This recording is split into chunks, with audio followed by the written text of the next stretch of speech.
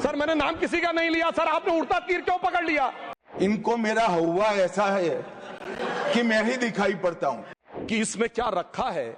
देखे है जो तू आन के पास, बदगुमा वहम की दारू नहीं लुकमान के पास। सभापति महोदय, तमिलनाडु से ही डॉक्टर एपीजे अब्दुल कलाम थे और मैं सारे सदन से कहना चाहूंगा, डॉक्टर कलाम का नमाज जनाजा और याकूब मेनन का नमाज जनाजा एक ही दिन हुआ। कितने लोग याकूब मेनन के नमाज जनाजा में गए और कितने डॉक्टर कलाम के नमाज जनाजा में गए?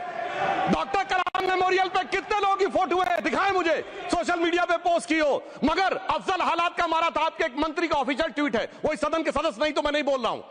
याकूब मेनन की जुडिशियल किलिंग हुई, आपके एक नेता का, मिनिस्टर का ऑफिशियल ट्वीट है, सदन के सदस्य नहीं है इसलिए नहीं बोल रहा हूं। और सर 26/11 आरएसएस ने कराया, सदन के सदस्य बैठे हुए हैं।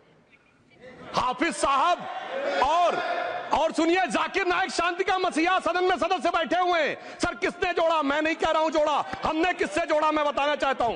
मैं अपनी बात, सर मैंने नाम किसी का नहीं लिया सर, आपने उड़ता तीर क्यों पकड़ लिया? सर मैंने नाम नहीं लिया, उड़ता तीर क्यों पकड़ लिया? सर मैं पूरी बात कर रहा हूं। सर मैं कहना चाहता हूं, हमारी सोच मुस्लिमों के बारे में और इनकी सोच में क्या अंतर है। देखिए, जिन लोगों ने मुस्लिम हिस्ट्री नहीं पढ़ी उन्हें मैं बताना चाहता हूं। एक दो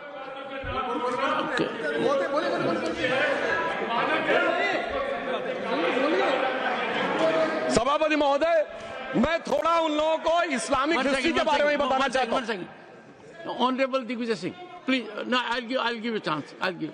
माननीय सदस्य, ऑनरेबल दिग्विजय सिंह जी। माननीय सभापति महोदय, जो माननीय सदस्य ने बात कही है, मैं सुन रहा था डॉक्टर त्रिवेदी जी की बात।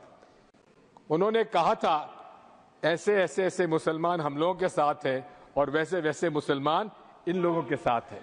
बात यह है कि आपने जिस तरह से इस पूरी बात कही है, ये घोर आपत्तिजनक है, अपमानित करती है। और जो माननीय सदस्य ने भी मेरे बारे में भी कहा है, मैं उनकी निंदा करता हूं। Honourable home minister, honourable home minister, honourable home minister, एक second okay, one second, your mic will be on. जी महोदय, मुझे ये सब कहने की जरूरत नहीं है, लेकिन जो गुजरात में दंगे और फसाद हुए, कौन कौन उसके लिए जिम्मेदार थे बताइए। Honourable home minister.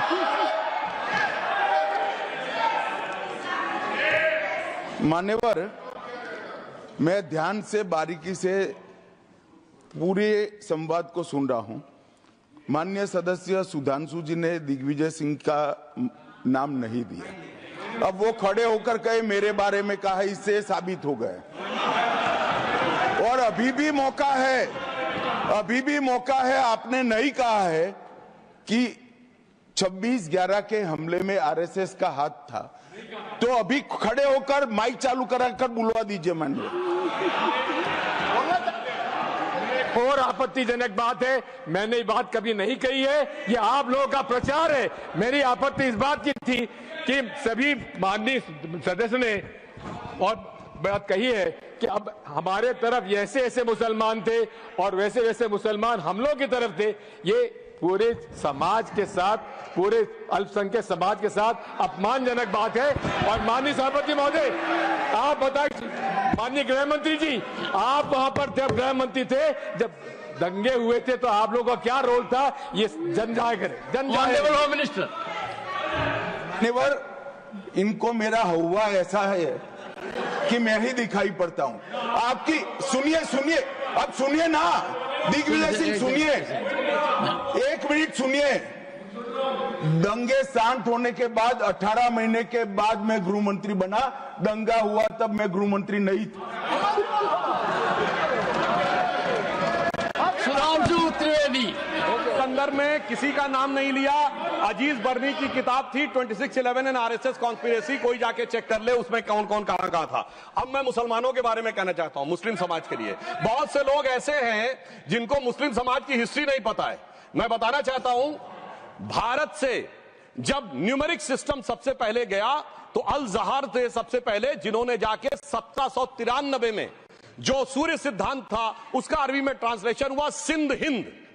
और हम बता रहे हैं हम किस तरह के मुस्लिम को साथ रखते हैं। डॉक्टर कलाम से बड़ा आलम इस्लाम में साइंसदान नहीं हुआ, और आरिफ मोहम्मद खान साहब जो बिहार के गवर्नर हैं, उनसे बड़ा आलिम फाजिल मुसलमान आज सियासी जमात में तो नहीं होगा, ये मैं दावे के साथ कह सकता हूं। मगर मैं बताना चाहता हूं सर, उसके बाद उन्होंने एक किताब लिखी, एक सर 10th सेंचुरी के मुस्लिम राइटर थे जिन्होंने किताब लिखी, उसका नाम था the compendious book of balancing and completion according to Hindu calculation, जिसको शॉर्ट में अल जब्र कहा गया, और वहां से अलजबरा निकला, और सर उसके बाद अल ख्वारिज्म आया। और सर आज मेरे ख्याल से सदन के बहुत से लोगों को नहीं पता होगा, ये जो एल्गोरिथम वर्ड है ये अल ख्वारिज्म से आया हुआ है। एक जमाने में इस्लाम में बैतुल हिकमत था, यानी वो सबसे बड़ा हिकमत का केंद्र था, जब एक से एक लोग होते थे। बहुतों को नहीं पता होगा कि कोलंबस ने जिस नक्शे के थ्रू दुनिया ट्रेवल किया था, वो बनाने वाला भी एक मुस्लिम था, अल इदरीसी। मगर सर एल्गोरिथम आज ऐसा बदला कि एआई के एज में दलगत भावना से ऊपर उठकर औरंगजेब के साथ खड़े हो गए। सर ये एल्गोरिथम किसने बदल दिया, ये मैं बताना चाहता हूं। इस पे थोड़ा सोचने की जरूरत है। इसलिए मैं कहता हूं मुस्लिम पॉलिटिक्स की सोच क्या थी, हमने किन मुसलमानों का साथ दिया है, मैं बताना चाहता हूं। सर वीर अब्दुल हमीद की शहादत की 50वीं वर्षगांठ 2015 में हुई। प्रधानमंत्री मोदी जी ने उनके पूरे परिवार को और उनकी पत्नी को बुला के सम्मानित किया, और इन लोगों ने उस यासीन मलिक को, जिसके ऊपर 3 एयरफोर्स के ऑफिसर्स को हत्या करने का आरोप था, वो प्रधानमंत्री आवास में सर साफ दिखाई पड़ता है कौन किसके साथ खड़ा हुआ है, कौन किस तरह के मुसलमान के साथ खड़ा हुआ है। और सर मैं ये भी कहना चाहता हूं सर, ये सर अपने टर्न पे बोलिए सर, पिछले 30-35 सालों से हुआ खड़ा किया जा रहा है। 1990 में जब राम मंदिर आंदोलन हुआ, कहा गया बीजेपी आएगी उत्तर प्रदेश में खा जाएगी। सर बीजेपी आने के बाद उत्तर प्रदेश में जानते क्या हुआ सर, 22 साल से शिया सुन्नी के बीच में जो दंगे चलते थे और मदे साबा का जुलूस नहीं निकलता था, शिया समुदाय का मदे साबा का जुलूस लखनऊ में हमारी सरकार में निकलना शुरू हुआ। और उसके बाद कहा गया केंद्र में भाजपा आएगी तो खा जाएगी। सर अटल जी की सरकार आई, इतनी शानदार स्थिति रही। उसके बाद कहा गया गुजरात में आएगी तो भाजपा खा जाएगी। सर गुजरात का मुसलमान आज सबसे समृद्ध मुसलमान है, सबसे ज्यादा जकात वहां से आता है। उसके बाद कहा गया मोदी जी की सरकार आएगी तो क्या होगा। सर मोदी जी की सरकार आने के बाद हमारे साथियों ने बताया है अल्पसंख्यक समुदाय के 70% लोग हैं जिनको किसी न किसी एक योजना का लाभ जरूर मिला है। और सर फिर कहा गया सीए आएगा तो नागरिकता छिन जाएगी।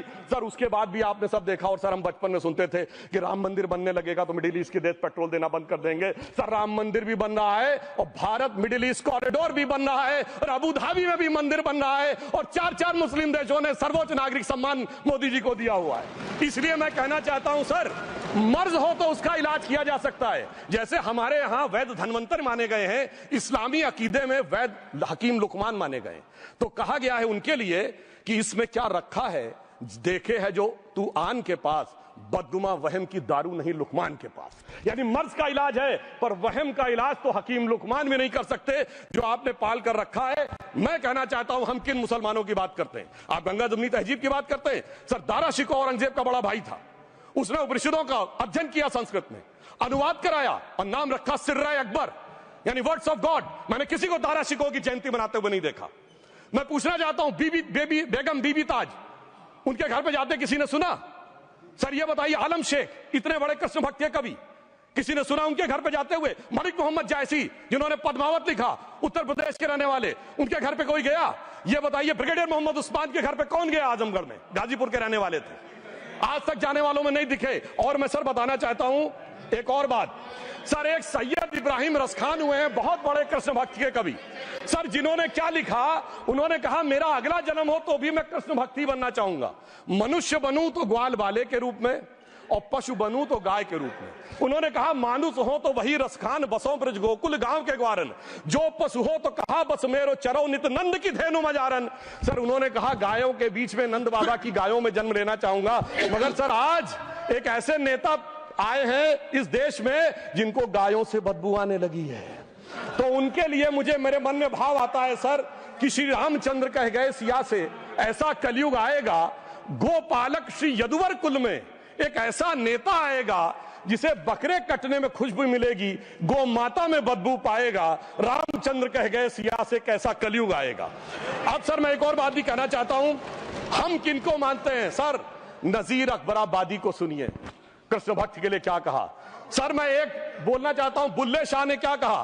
बुल्ले शाह ने कहा, अभी होली गुजरी है, उसने कहा था आज होली खेलूंगी मैं कर बिस्मिल्लाह, उन्होंने आगे कहा, अलस्तु बिरबिकुम, प्रीतम बोले, सब सखियों ने घूंघट खोले, नाम नबी की रतन चढ़ी, सुनिएगा, नाम नबी की रतन चढ़ी और बूंद पड़ी अल्लाह अल्लाह, आज होली खेलूंगी मैं, कर बिस्मिल्लाह। तो मैं भी कहता हूं अब बिस्मिल्लाह करिए और उसके बाद हमारे इस सहयोग करिए, इस सकारात्मक उसका, वरना अल्हम्दुलिल्लाह जो हम मुसलमानों के लिए और देश के लिए करना चाहते हैं उसमें हमें सफलता जरूर मिलेगी।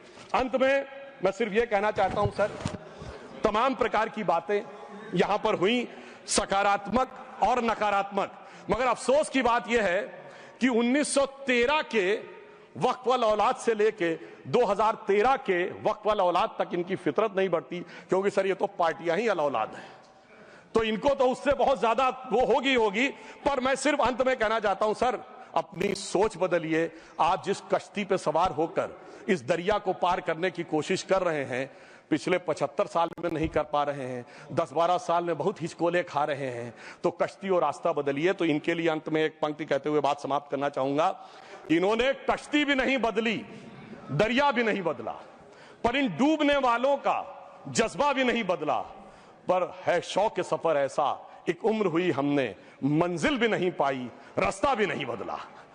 अब अगर नई मंजिल पानी है, नई मंजिल की नई सुबह देखनी है, तो मैं कहना चाहता हूं आइए सबको साथ लेकर चलिए। और एक ऐसा वक्त आया है जब मैं जो हमारे किरण रिजिजू जी ने कहा था कि मैंने एक शम्मा जलाई हवाओं के खिलाफ, तो मैं प्रधानमंत्री मोदी जी की तरफ से कहता हूं कि हमें इल्जाम मत दीजिए, बहुत अफसोस होता है, हमें इल्जाम मत दीजिए, बहुत अफसोस होता है, बड़ी तरकीब से कश्ती यहां तक लेके आए हैं और बदल देते हैं हम दरिया की लहरें अपनी हिम्मत से, आंधियों में भी अक्सर चिराग हमने जलाए हैं।